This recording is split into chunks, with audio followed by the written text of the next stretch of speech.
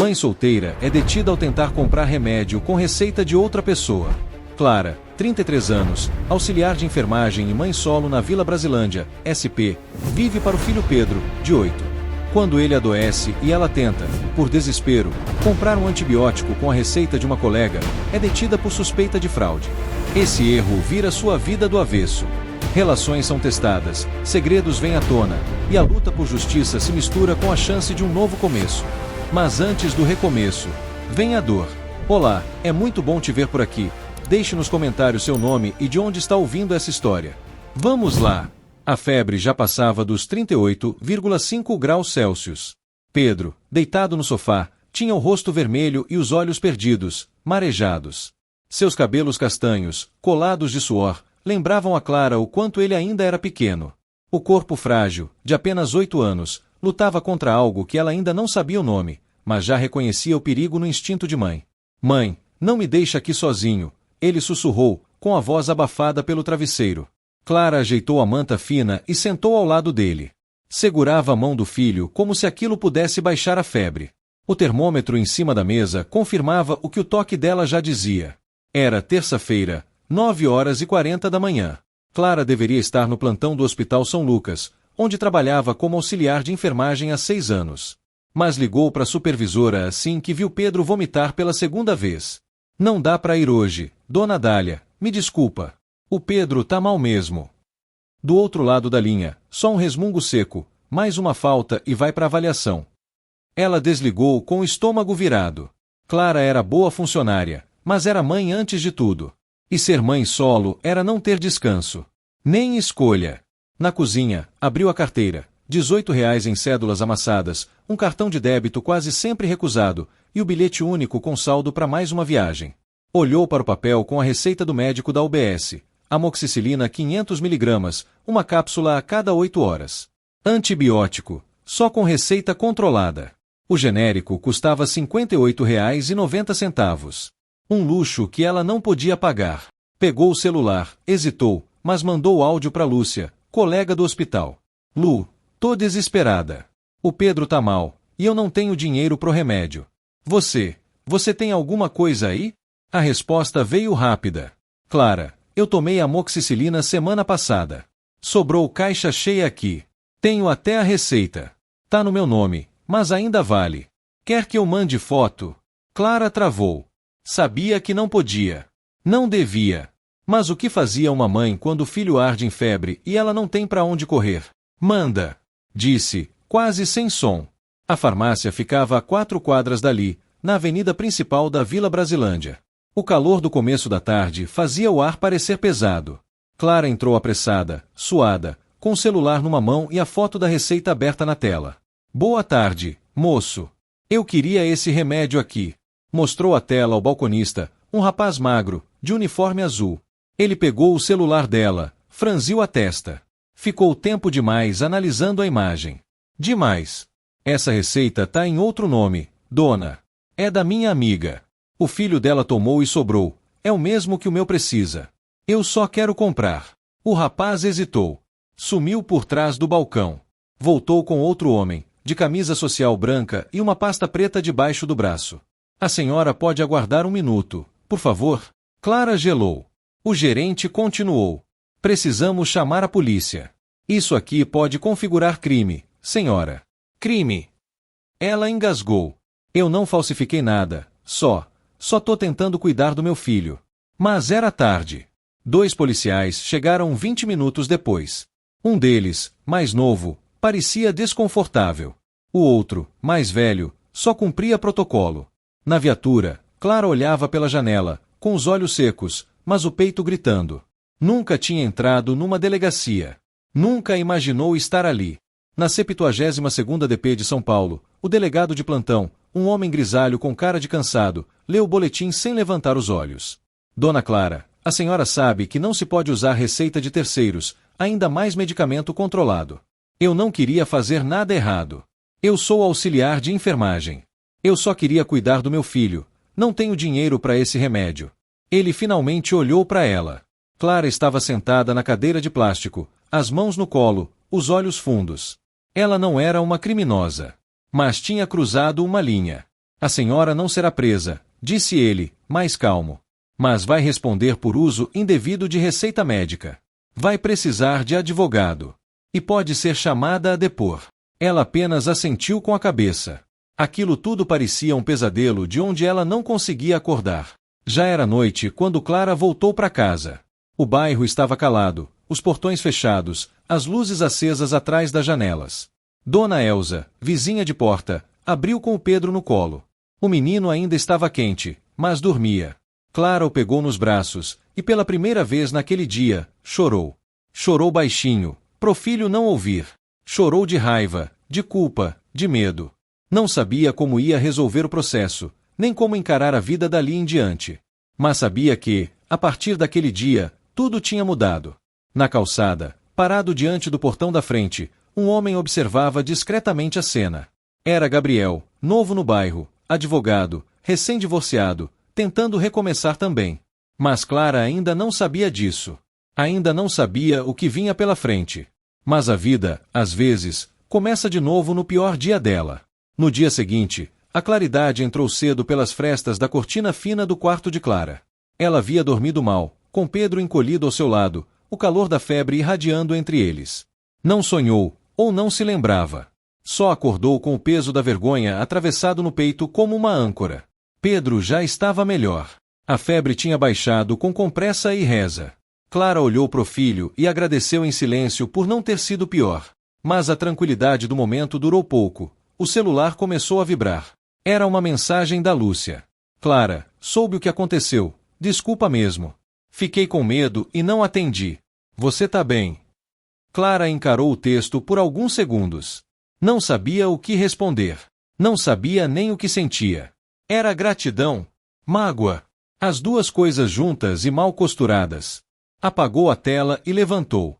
Precisava se mexer. Cozinhar arroz, ver se tinha ovo, preparar Pedro para a aula. O mundo não parava, mesmo quando a gente desmoronava por dentro. Na porta da casa, Dona Elsa apareceu com sua bata florida e a chaleira fumegando. Trouxe um chá de boldo, filha. Pra acalmar. Clara sorriu com um canto da boca. Pegou a caneca e agradeceu com os olhos. As palavras ainda pareciam difíceis demais.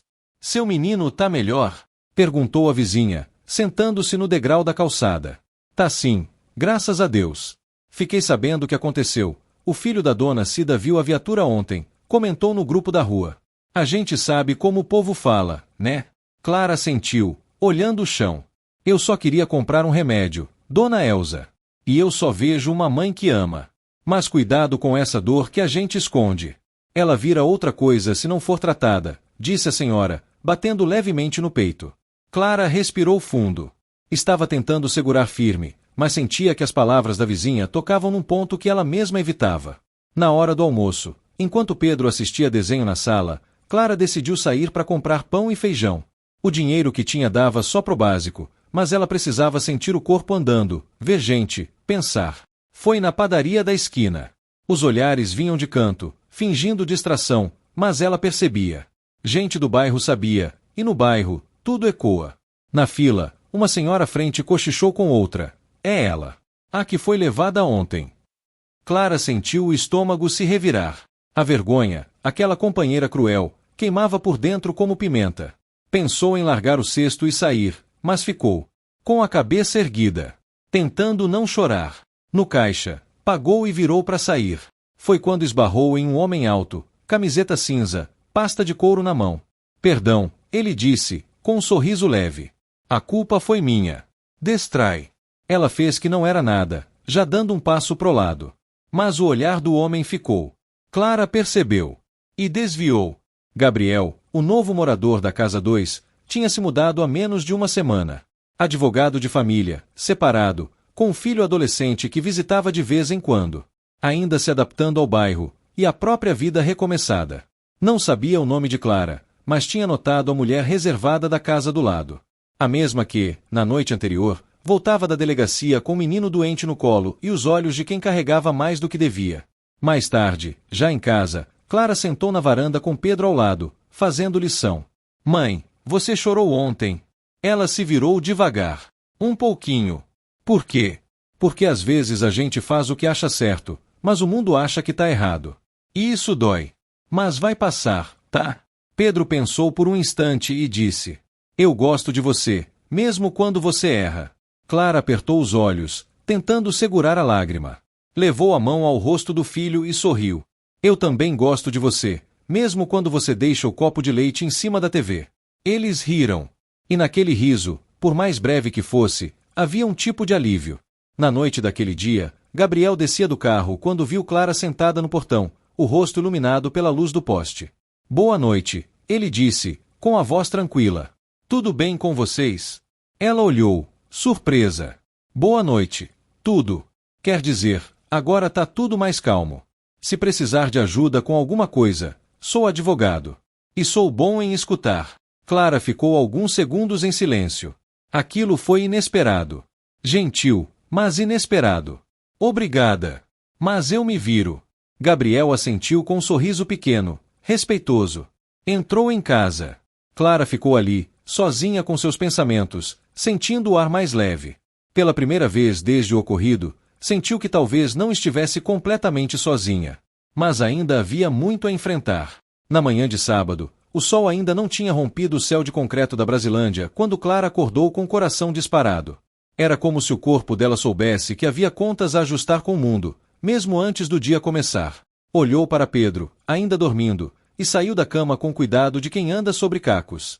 Tomou banho, prendeu o cabelo com um elástico frouxo e vestiu a camiseta azul clara do hospital. Ia enfrentar Dona Dália. O Hospital São Lucas ficava a 20 minutos de ônibus. Durante o trajeto, Clara encarava o reflexo da janela, como se tentasse encontrar na própria imagem uma explicação para o que estava vivendo. Era isso que doía, não era só a denúncia. Era a vergonha de ter seu nome manchado, de não poder contar para ninguém sem que os olhos alheios endurecessem. Quando entrou pela portaria do hospital, sentiu os olhares.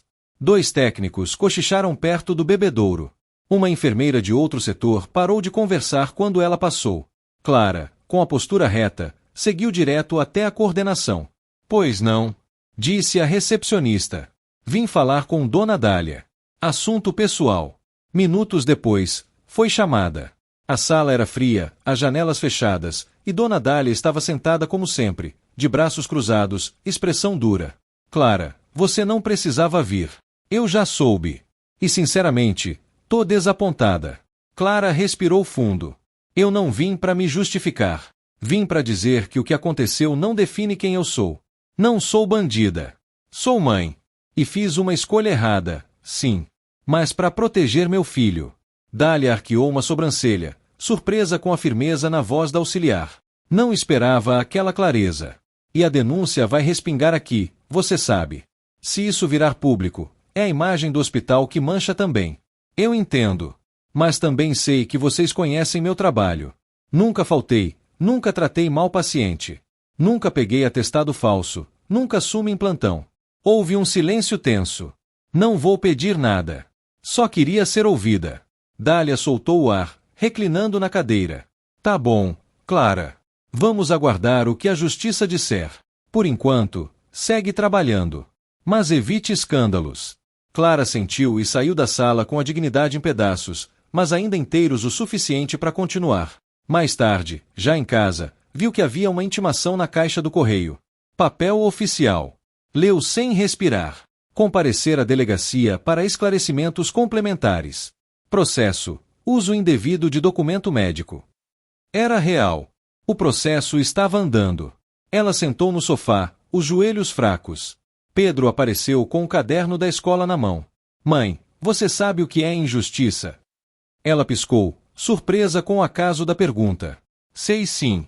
A professora disse que é quando alguém leva a culpa por algo que não fez. Tipo quando o Diego me empurrou e o professor achou que fui eu.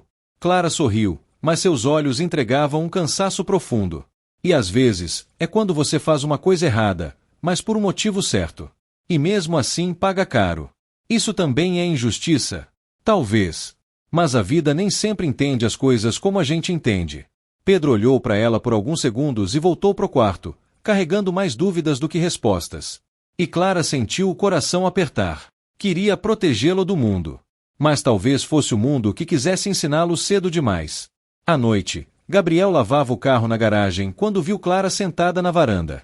Hesitou por um segundo e atravessou a rua. Clara, né? Ela levantou os olhos, surpresa. É. Gabriel. Eu. Espero não estar sendo invasivo. Mas ouvi você falando com o Pedro ontem. Sobre justiça. E vi essa carta hoje no portão. Apontou com discrição para o envelope ainda em cima do degrau. Quer conversar? Clara encarou o papel. Depois olhou para ele. Pensou. Respirou. Entra. O café é simples, mas é quente. Foi a primeira vez que ela deixou alguém entrar. Na cozinha apertada, Gabriel ouviu tudo. Doente, desespero, receita, delegacia. Escutou sem interromper, com uma calma que Clara não esperava de um advogado. Isso vai ter consequência. Mas não precisa ser o fim da linha, ele disse. A gente pode montar uma defesa com base na intenção, no histórico. Você tem um passado limpo. Eu não tenho como pagar advogado, Gabriel. Ele balançou a cabeça, como quem já esperava por aquilo. A gente vê isso depois. Às vezes, ajudar também é meu jeito de me curar das coisas. Clara não perguntou o que ele queria curar. Talvez soubesse que cada um carrega suas próprias dores, disfarçadas de boas ações. Quando ele saiu, já tarde da noite, Clara sentou sozinha no sofá. O coração ainda doía, mas havia algo novo. Um tipo de alívio. Como se, mesmo que tudo desmoronasse, ela não estivesse mais em queda livre. Pela primeira vez em dias, dormiu sem sobressalto. Mas o silêncio da vizinhança ainda guardava sussurros perigosos. E alguém, ali perto, começava a querer saber demais.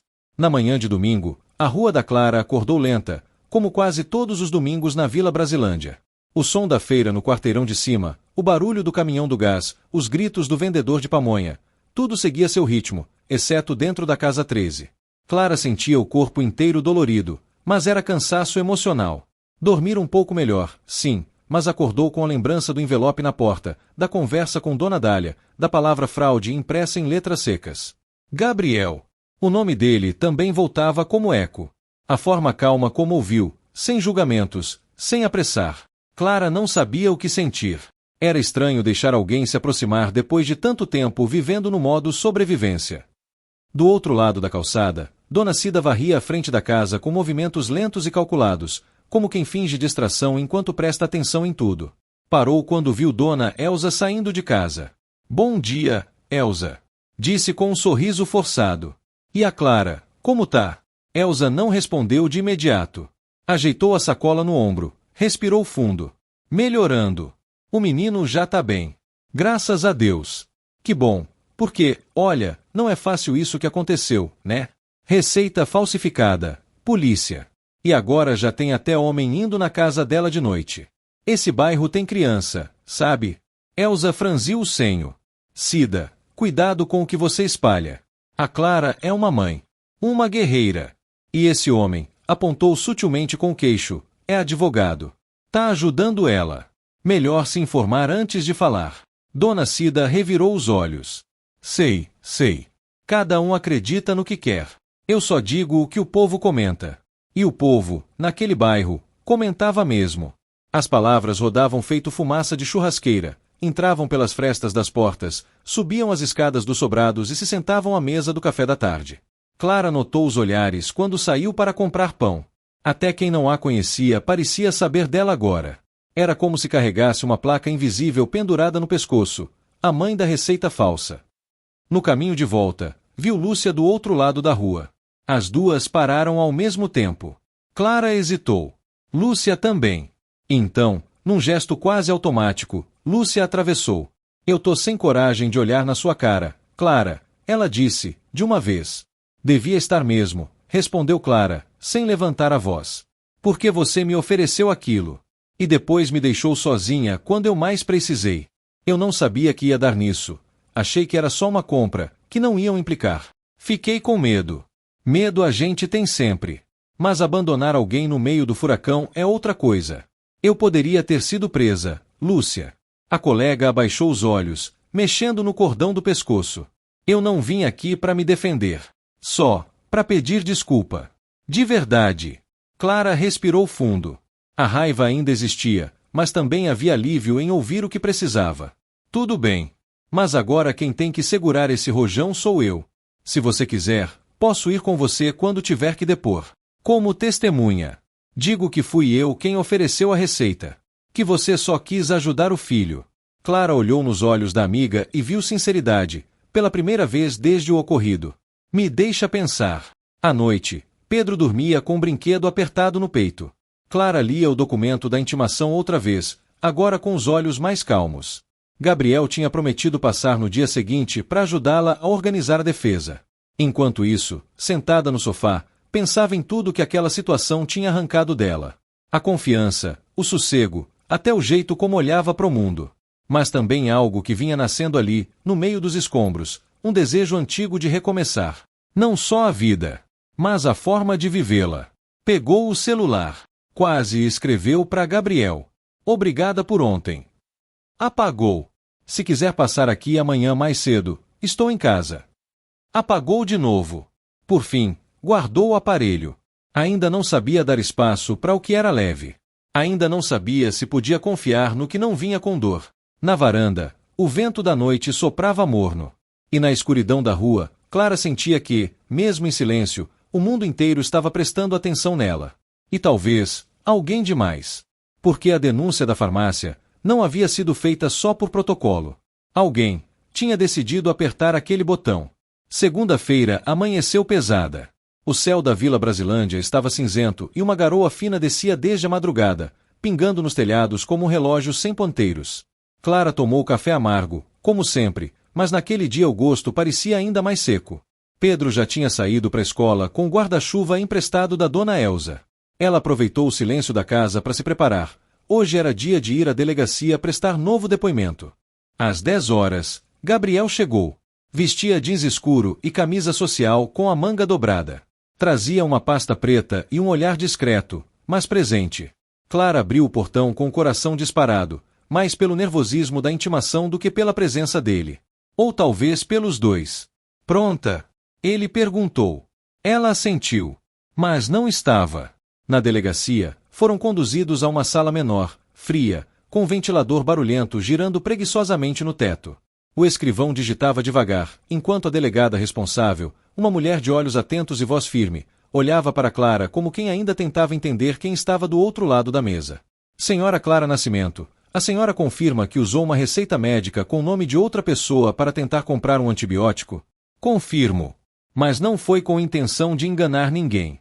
Eu soube pelo médico da UBS que meu filho precisava de amoxicilina. Uma amiga ofereceu a receita dela, sobrou do tratamento dela. Eu só queria comprar o remédio. Gabriel interveio, calmo.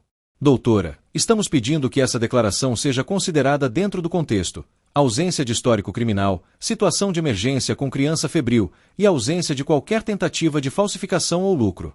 A delegada consultou os papéis à sua frente, depois tirou os óculos. Eu entendo. Mas tem um detalhe que vocês precisam saber, disse, com um tom mais lento. A denúncia não foi feita pela farmácia. Foi uma denúncia anônima, registrada por telefone. Alguém soube que a senhora ia comprar o remédio com receita de outra pessoa, e avisou antes. O chão de Clara desabou sob seus pés. Como assim? Ela murmurou, quase sem voz. A farmácia só agiu depois que recebeu o alerta. Por isso chamaram a polícia tão rápido. Não foi só desconfiança. Alguém quis que a senhora fosse pega. Na volta para casa, Clara andava como se carregasse pedras nos ombros. Isso muda tudo, ela disse, olhando fixamente para a calçada molhada. Alguém me armou uma emboscada. Gabriel andava ao lado, sem dizer nada por alguns instantes. Até que parou. Clara, você confia na Lúcia? Ela virou o rosto devagar. Eu achava que sim. Pode ser que não tenha sido ela. Mas foi alguém que sabia. E que quis te derrubar. À noite, sozinha em casa, Clara revia a conversa em Looping. A única pessoa que sabia da receita além de Lúcia era ela mesma. A única que sabia que ela ia até aquela farmácia, naquele dia. Quem mais? Será que Lúcia? Pegou o celular. Pensou em ligar. Desistiu. Ao invés disso, lembrou do grupo de WhatsApp das auxiliares de enfermagem. Entrou. Começou a rolar as mensagens dos últimos dias. Nada demais. Até ver um print enviado por uma técnica do noturno, a receita com o nome da Lúcia em cima, circulado em vermelho. E abaixo, um emoji de alerta. Clara sentiu o sangue gelar. Captura de tela. Alguém tinha tirado a foto que Lúcia mandou, e espalhado.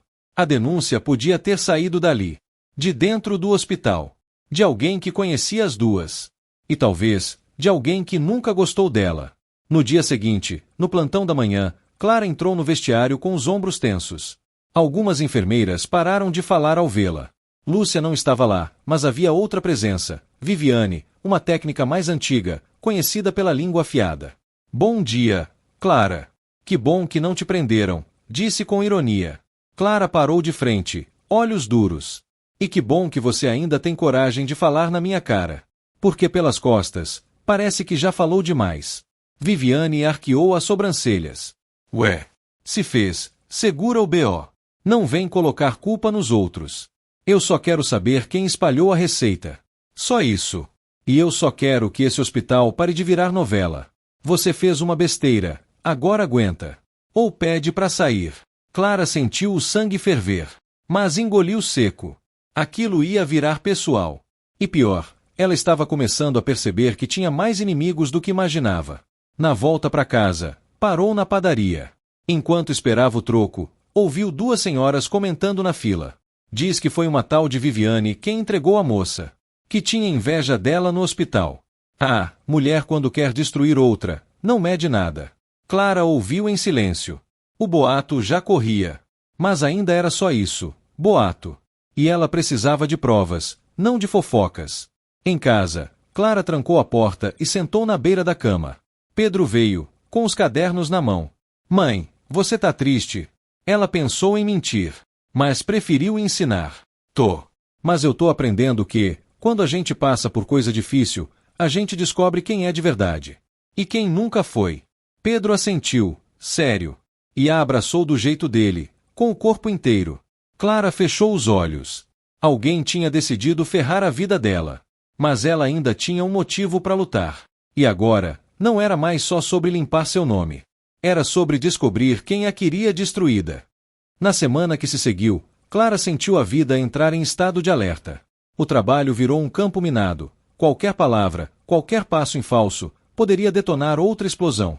Lúcia seguia distante, tentando forçar uma neutralidade que Clara não conseguia mais aceitar. E Viviane, Viviane parecia cada vez mais próxima do centro do furacão. Sempre rindo alto demais, cochichando em cantos, fingindo inocência. Mas o que mais inquietava Clara era a sensação constante de estar sendo observada. Na fila do supermercado, no corredor do hospital, no pátio da escola de Pedro. Os olhos vinham de todos os lados. Alguns com pena. Outros, com julgamento. E os piores, os que carregavam satisfação disfarçada. Gabriel, por outro lado, continuava firme. Passava na casa dela 2, 3 vezes por semana. Às vezes para tratar de detalhes do processo, outras, só para ouvir como foi o dia. Pedro, naturalmente expansivo, já o chamava de tio e sempre perguntava se ele ia jantar. A senhora devia confiar mais em mim, ele disse numa noite, sentado à mesa da cozinha. Não é desconfiança, Clara respondeu, mexendo o arroz no prato. É que eu não sei o que é alguém ficar, por escolha, sem pedir nada em troca.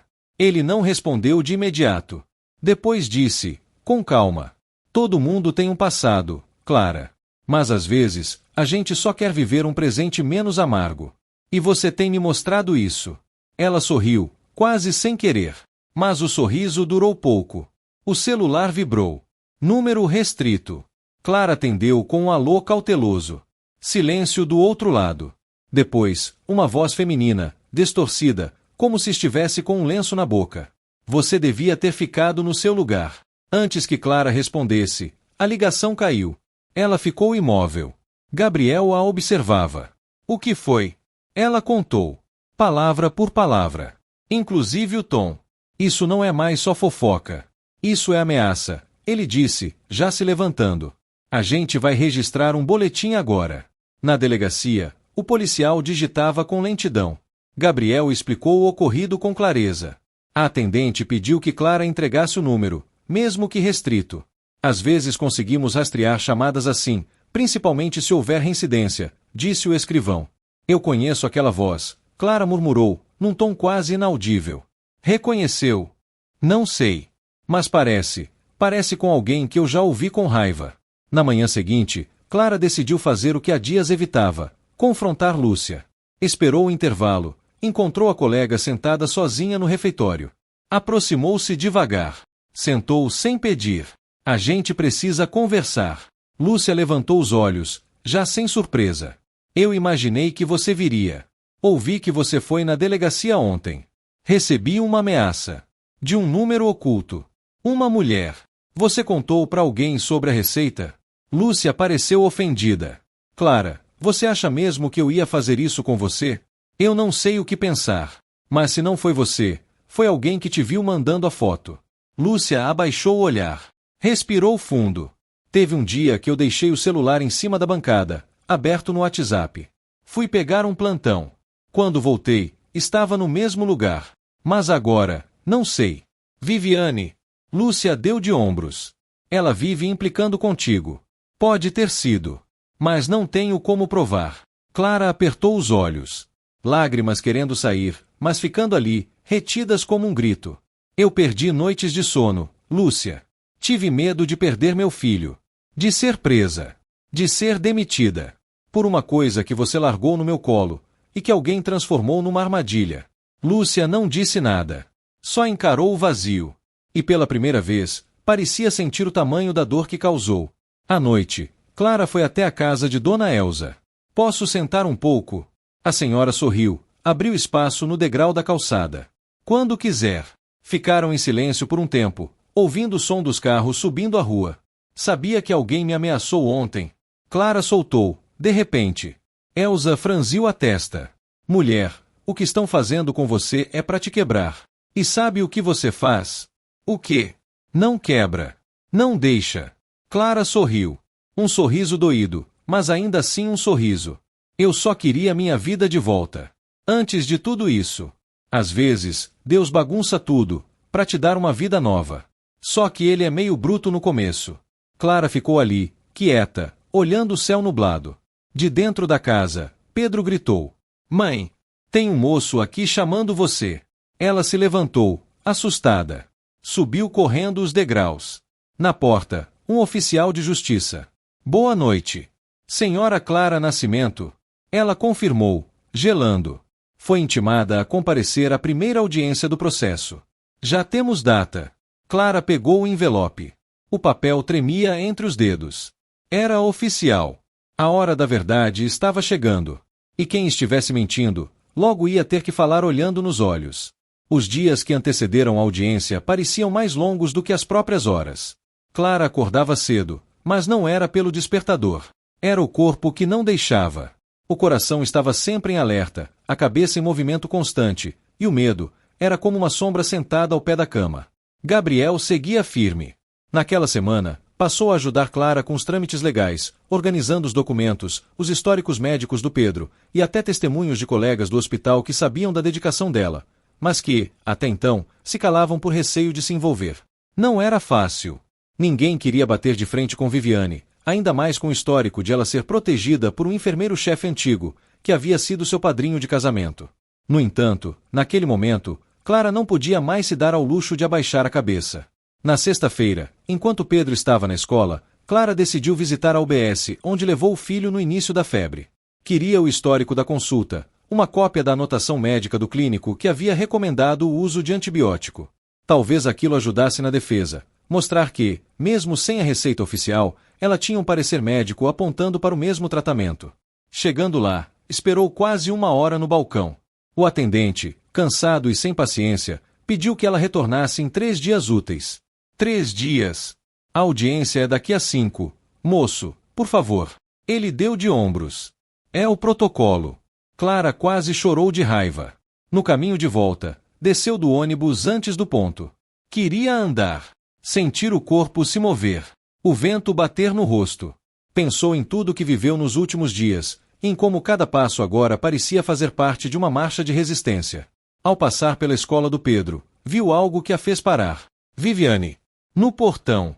Falando com a professora da turma do Pedro, como quem tentava parecer simpática ou conhecida. Clara ficou observando de longe. Algo não fazia sentido. Por que ela estaria ali? Quando Viviane percebeu seu olhar, forçou um sorriso e acenou, como se tudo estivesse perfeitamente normal.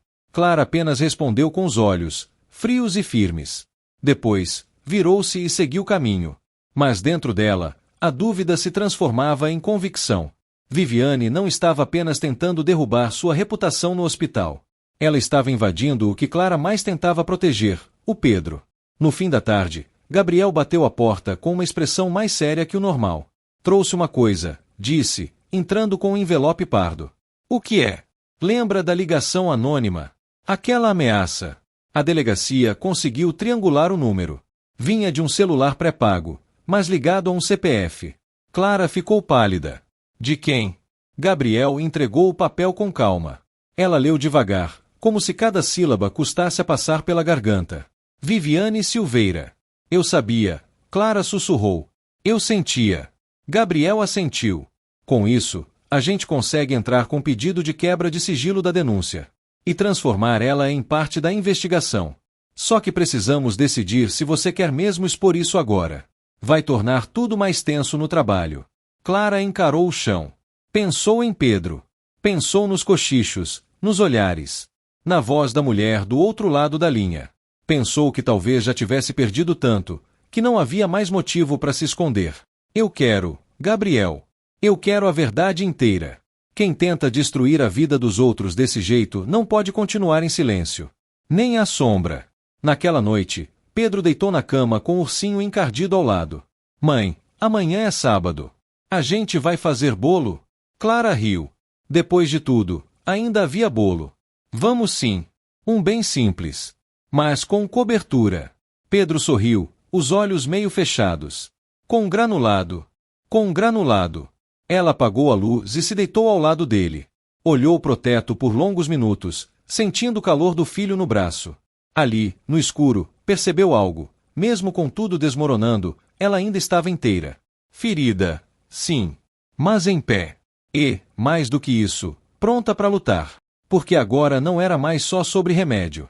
Nem sobre receita. Era sobre o direito de ser honesta, de errar tentando acertar, e de não ser pisada por isso. E quando a audiência chegasse, ela teria algo que muita gente nunca teve na vida. A coragem de se levantar. E falar. A segunda-feira amanheceu sem sol, mas com calor abafado que fazia o ar pesar sobre os ombros. Clara vestiu sua melhor calça jeans, a que não estava desbotada nos joelhos, e uma camisa branca que guardava para entrevistas de emprego. Prendeu o cabelo num coque baixo, passou um batom discreto e olhou no espelho com olhos firmes. Pedro, ainda sonolento, apareceu na porta do quarto. Vai trabalhar, mãe? Ela se agachou, segurou o rosto dele com as duas mãos. Não. Hoje eu vou contar a verdade. Ele franziu a testa. Vão te escutar? Não sei. Mas eu vou falar mesmo assim. O fórum da Zona Norte ficava num prédio de concreto sem número graça, com janelas gradeadas e corredores frios. Gabriel já esperava do lado de fora, de terno e expressão contida. Trouxe os documentos todos. Consegui incluir o nome da Viviane como parte da investigação paralela. O juiz vai decidir se aceita agora ou pede apuração posterior. Clara assentiu, respirando fundo. Suas mãos suavam, mesmo segurando a bolsa com força. Ao entrar na sala de audiência, sentiu um leve tremor nas pernas. O juiz, um homem calvo e cansado, folheava papéis com tédio. A promotora, jovem e séria, observava Clara como quem tenta medir se há arrependimento. Clara Nascimento, a senhora está aqui por uso indevido de receita médica controlada. Quer confirmar sua versão dos fatos? Clara levantou-se. A voz, trêmula, mas clara. Sim, senhor. Eu sou auxiliar de enfermagem. Cuido de gente todo dia. Meu filho estava com febre alta, e eu não tinha dinheiro para comprar o remédio. Uma colega ofereceu a receita dela, do mesmo remédio que o médico havia indicado na UBS. Eu aceitei. Foi um erro. Mas foi um erro de mãe, não de má intenção. O juiz fez que sim com a cabeça. A promotora pediu para que ela detalhasse o estado do filho. Clara falou. De Pedro gemendo no sofá. De não ter dinheiro. Da correria. E, por fim, do desespero. Eu sei que errei. Mas eu fui pega porque alguém sabia o que eu ia fazer. E me denunciou. E isso não foi por justiça. Foi por maldade. A promotora a encarou com mais atenção agora. A senhora tem como provar essa suspeita? Gabriel se levantou. Excelência, conseguimos identificação da ligação anônima que alertou a farmácia antes do ocorrido. O número está vinculado à funcionária Viviane Silveira, colega de trabalho da Ré. Além disso, há indícios de perseguição interna no ambiente profissional. O juiz pareceu mais desperto pela primeira vez. Isso é grave. É sim, senhor. E precisa ser investigado. Quando a audiência terminou, Clara saiu com a cabeça erguida. O processo ainda não estava encerrado, mas algo dentro dela havia mudado. Pela primeira vez, ela se sentia vista. Não só como suspeita, nem como acusada, mas como pessoa. Como mãe. Como alguém que luta com o que tem. Do lado de fora, o sol finalmente tinha saído entre as nuvens. Foi bem, disse Gabriel. Sabe disso, né? Ela olhou para ele, com um sorriso meio vencido. Eu me ouvi falando, e pela primeira vez, a voz não parecia com a de alguém com medo. Naquela noite, quando chegou em casa, encontrou um envelope embaixo da porta. Abriu devagar. Não era da justiça. Era escrito à mão. Você não sabe com quem está mexendo.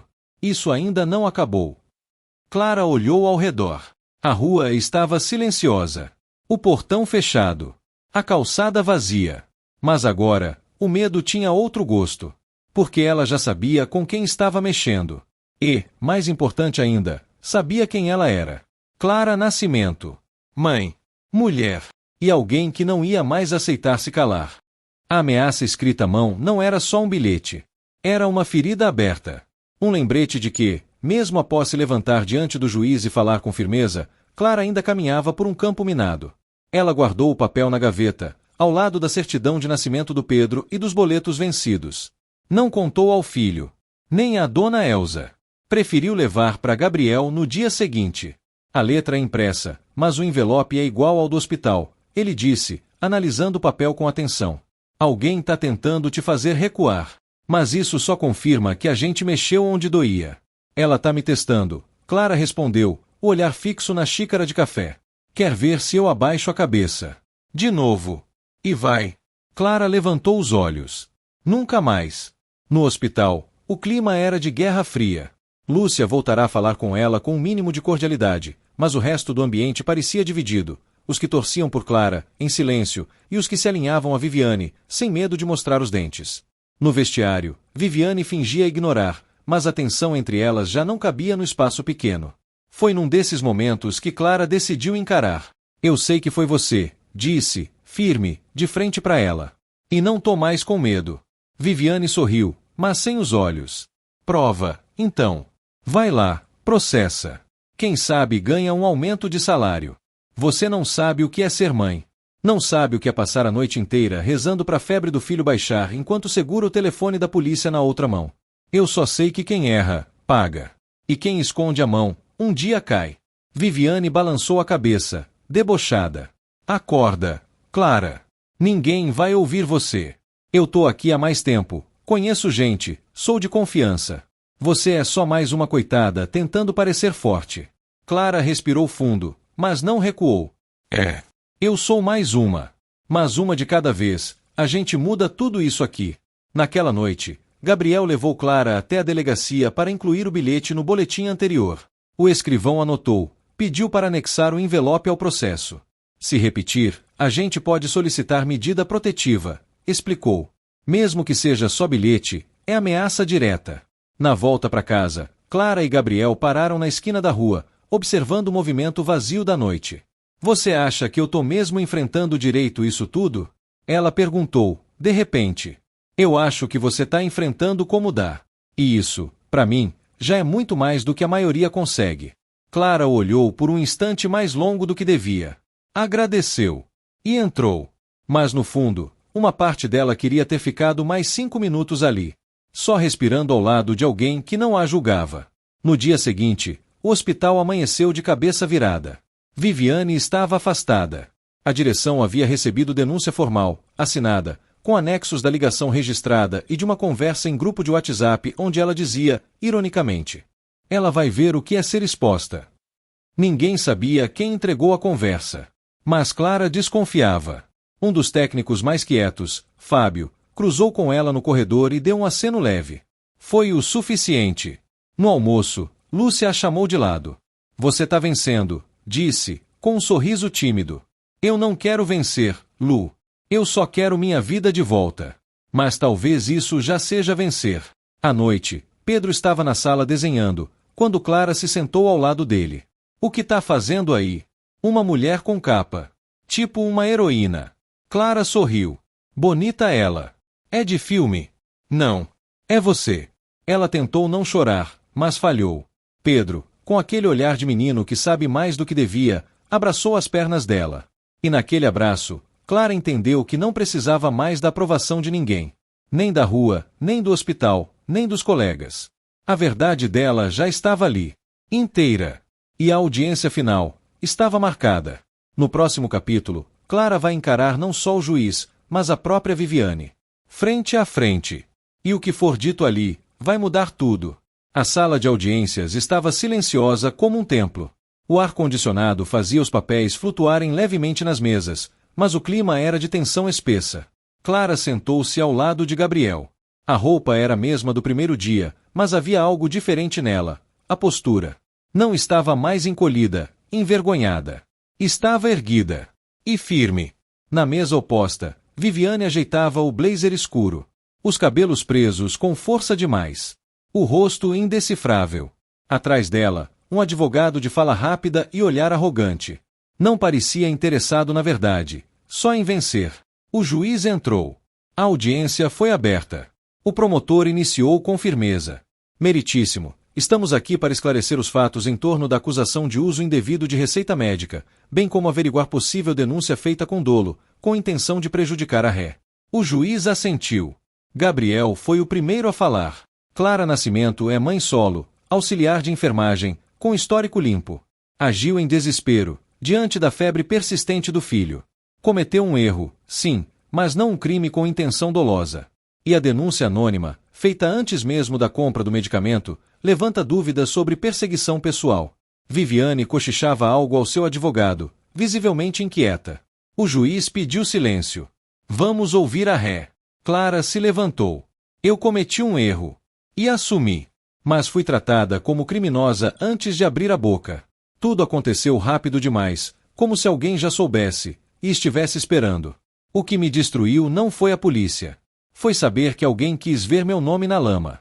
Que me olhou não como uma mãe em desespero, mas como inimiga. E esse alguém está aqui. O juiz olhou para Viviane. Senhora Viviane, a senhora tem algo a dizer? Viviane se levantou devagar. Meritíssimo, eu não denunciei ninguém. Essa acusação é absurda. A senhora Clara sempre teve problemas de postura no hospital, sempre bancou a certinha. Talvez agora esteja colhendo as consequências das escolhas dela. Temos aqui registros que ligam uma ligação anônima ao seu CPF, senhora Viviane, disse o promotor. Além de prints de conversas no grupo interno do hospital, onde a senhora cita a intenção de expor a ré. Como explica? Viviane se calou. Engoliu seco. Tentou rir. Isso é perseguição. Não parece ser o caso. O juiz respondeu, consultando os papéis.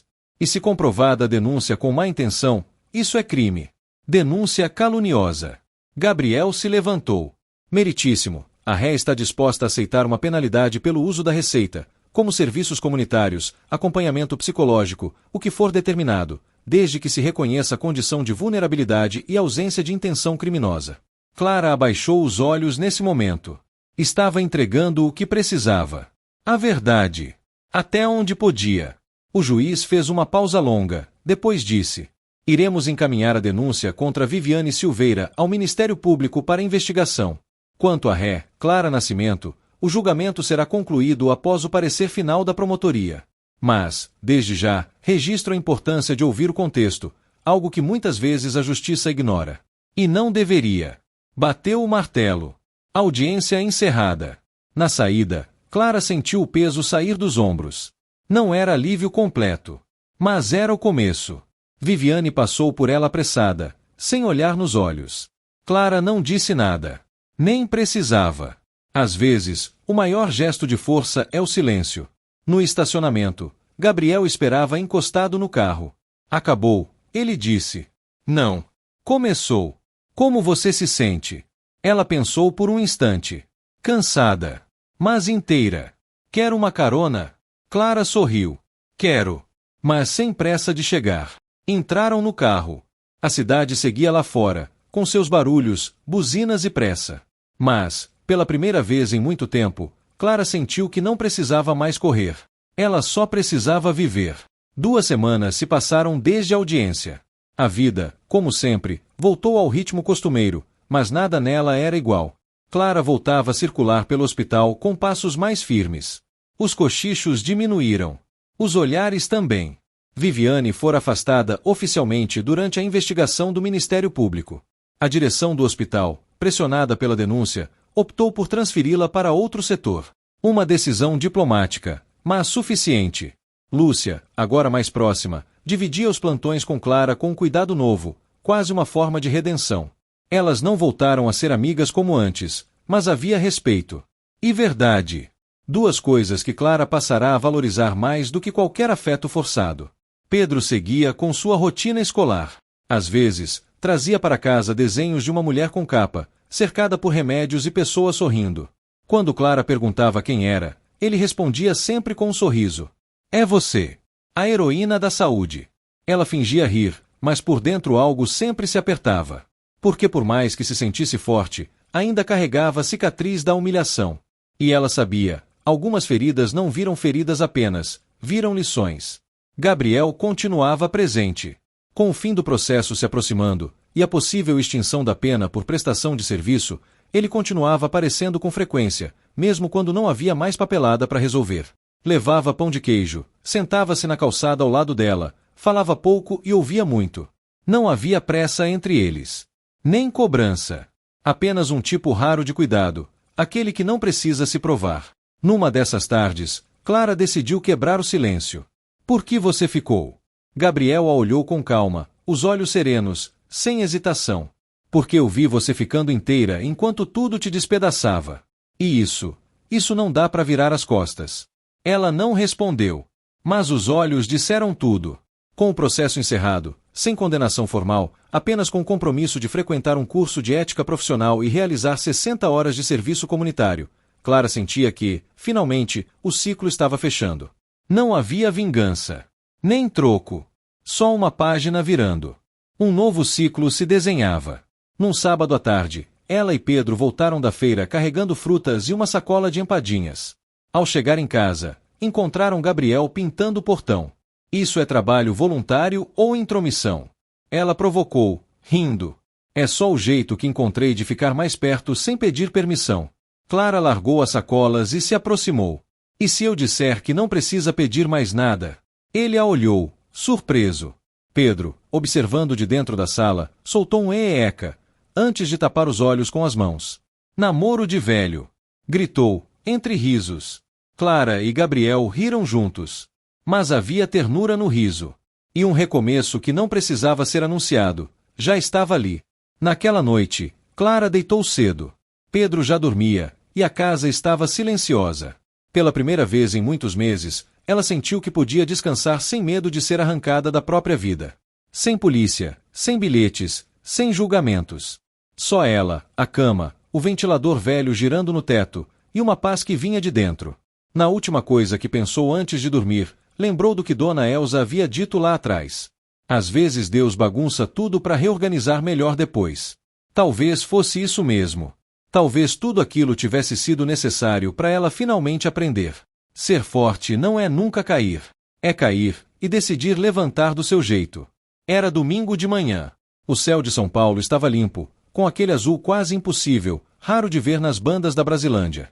Clara acordou com a luz entrando pela janela e o som da panela de pressão na cozinha. Pedro já estava de pé, tentando ferver leite com achocolatado. Mãe, quer que eu prepare o seu café? Quero, mas sem queimar a casa dessa vez. Prometo que não toco no fogo, respondeu ele, rindo. Clara sorriu de verdade. Não o sorriso de quem finge estar bem. Era diferente. Era sincero. Era simples. Ela agora morava dentro de uma nova Clara. Uma que não precisava mais provar nada para ninguém. E que, mesmo machucada, era mais inteira do que nunca. Mais tarde, sentada na varanda com Gabriel ao lado, ela observava Pedro jogando bola com as crianças da rua. O som da bola batendo na calçada, os gritos, as risadas, tudo parecia mais vivo. Sabe o que eu pensei essa semana? Ela disse, tomando um gole de café. O quê? Que se eu não tivesse passado por aquilo tudo, talvez nunca tivesse parado. Eu só vivia correndo. Sobrevivendo. Como se viver fosse só pagar conta e garantir o feijão. Mas depois que o mundo me parou à força, eu comecei a me ver. E o que viu? Alguém cansada, mas inteira, que ainda pode aprender e recomeçar. Gabriel assentiu, olhando para ela com respeito silencioso. Você já pensou em estudar de novo? Ela riu, surpresa. Isso veio de onde? Sei lá. Você é boa com gente. Boa com cuidado. Já pensou em virar enfermeira mesmo? Clara olhou pro horizonte. Pela primeira vez, deixou a ideia entrar sem medo. Talvez. Agora que o medo saiu da frente, tem espaço para sonho. No final da tarde, Dona Elza apareceu com um bolo de fubá fresquinho e sentou com eles na calçada. Essa rua andava tão triste, agora tá voltando a ter conversa boa, cheiro de café, criança gritando. É que a vida volta, né, Dona Elza, disse Clara, partindo um pedaço de bolo. Só que ela volta diferente. A gente também volta diferente. Mais forte, completou a senhora. Clara sorriu. Pedro correu até a mãe, ofegante, o rosto suado de alegria. Mãe! O Diego perguntou se você ainda é a mulher da farmácia. Clara respirou fundo. E o que você disse? Pedro deu de ombros. Disse que você é minha mãe. E que salvou minha vida. Ela segurou o rosto dele com as duas mãos, com os olhos marejando. Foi você que me salvou, Pedro. Ao entardecer, Clara subiu até a laje da casa, como fazia às vezes quando precisava pensar. A cidade lá embaixo parecia enorme e pequena ao mesmo tempo. Os prédios no fundo, os postes, os gatos nos muros. Ali, com o vento no rosto, ela entendeu que não precisava esquecer o que viveu para seguir em frente. Era o contrário, precisava lembrar, para nunca mais deixar que o medo falasse por ela. Era hora de viver com calma, com escolhas, com alegria quando desce, e dignidade sempre. Ela olhou pro céu e murmurou: obrigada. E ali ficou, em paz, com tudo o que foi, com tudo o que não foi, e com tudo o que ainda podia ser. Ficamos por aqui. Se gostou, já curte, compartilha e se inscreva no canal. Até logo!